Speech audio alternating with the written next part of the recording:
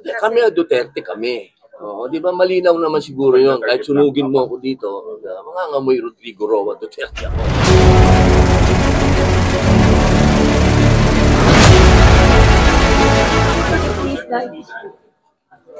Sir, may na-file na raw kayo, sir?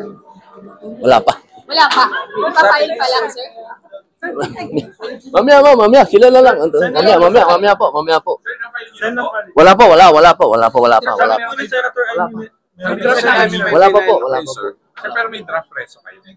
Siyempre, lahat kami. Pero may move kayo ngayon, plenary session. Wala pa. Ang sabi po kasi ni Sen Aimee na file nyo na daw. Wala pa. Pero magpa-file kayo, Sen. Siyempre, naantay ko pa siya. Today, sir. Today po. Naantay ko pa po si Aimee. Today.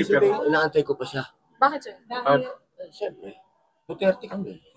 Sir, yung kay Sen Bato, isasama nyo na po. Yung kay Sen Bato. Naantay ko pa sila.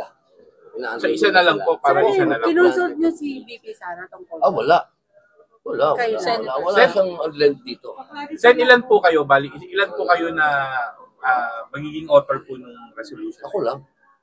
Ako lang, resolution ko lang yun. Tapos ilan na po yung nakuha yung Wala support? pa. Relax lang mga boss, wala pa.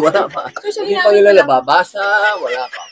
Basta meron akong draft. Iba yung sa inyo kay Senator Bato? Oo, iba, magkakaiba kami. Hindi naman kami nag-uusap-usap, may kanya-kanya kaming isip, may kanya-kanya kaming gawa, may kanya-kanya kaming staff. So, hindi yung Duterte move, sir.